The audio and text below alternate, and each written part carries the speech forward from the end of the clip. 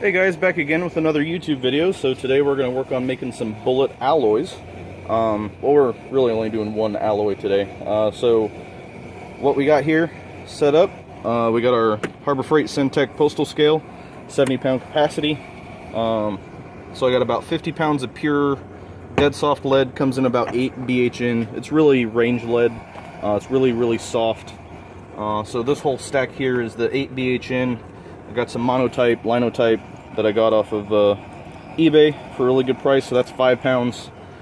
And I've got 2 pounds of pewter, hallmarked pewter. Everything's good and hallmarked, so it's good quality pewter. Get some tin, get some antimony out of this.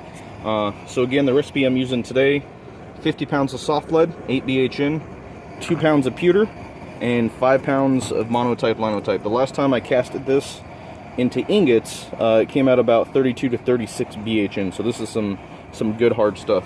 So with this all alloyed together, we're going to come out about 13.5 BHN, depending on what really is in this lead mix here. So that's going to be used for pistol bullets. I can use it for rifle and then heat treat it and then jump the BHN up to about 18 to 20, somewhere around that area. So it'd be really good for rifle bullets as well. So that's the alloys. You can see in the background here we got a Weston high temp thermometer. I got it on this bar so that way I can set it in my pot. That we'll show you here in a minute. And then fluxing is another thing. So what I use for flux initially is I'll put in a little bit of borax. You can find this at your grocery store over in the laundry detergent aisle, because it's a detergent booster. And as we're doing the video, I'll explain this and how this works.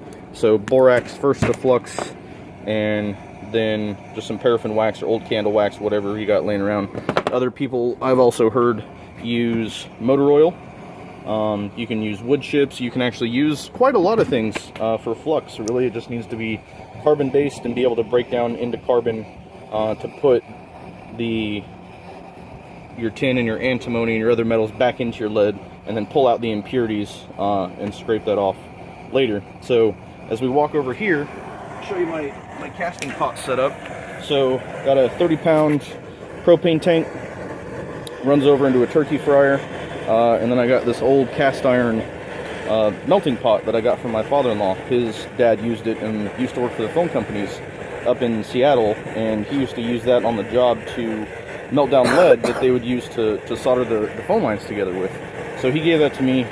We'll be able to fit all 50 pounds in there. And you can see I got the bricks stacked up around it. So what that does is it keeps the heat on the pot. And you guys might be able to hear it in the video. We got a little bit of a breeze going on today, so it helps keep the wind down. And it insulates the pot, keeps it warm, and then it kind of keeps the heat centered, so that way you don't have heat coming off of your pot. So when you're working over here, and it gives you a nice flat surface to work with. And then that pot is kind of rounded on the bottom, so the bricks help keep it centered. So this has been running for about 15 to 20 minutes.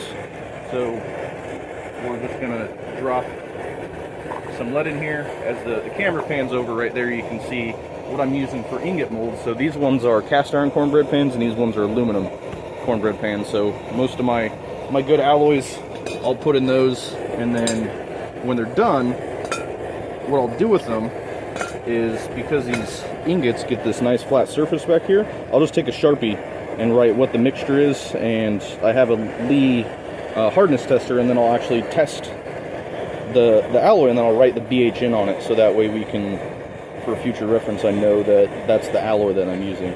So I'm going to toss these in here. It looks like it's going to need a minute to come up to temp, so we're going to go ahead, pause the video, and once we're up to temp, we'll come back and do some more video.